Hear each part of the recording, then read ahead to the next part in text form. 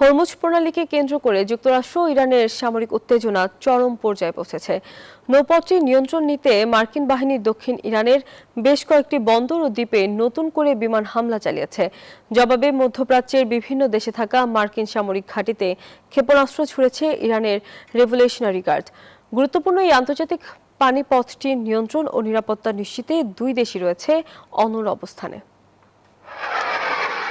দক্ষিণ ইরানের সামরিক আগ্রাসন আরও জোরদার করেছে যুক্তরাষ্ট্র। হরমুজ প্রণালীর নিয়ন্ত্রণ নিয়ে চলমান দ্বন্দ্বে বন্দর আব্বাস, সিরিক, জাস্ক ও কেশম দ্বীপে ভয়াবহ বিমান হামলা চালিয়েছে মার্কিন বাহিনী।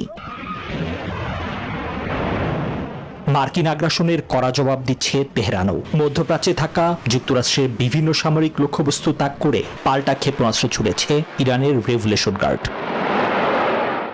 এমন উত্তেজনার মাঝেই হরমুজ প্রণালীকে উন্মুক্ত বলে দাবি করেছেন মার্কিন প্রেসিডেন্ট ডোনাল্ড ট্রাম্প। তবে ইরানের পারস্য উপসাগরীয় কর্তৃপক্ষের সাফ কথা, পরিস্থিতি শান্ত না হওয়া পর্যন্ত সেখানে নৌযান চলাচল সম্পূর্ণ নিষিদ্ধ।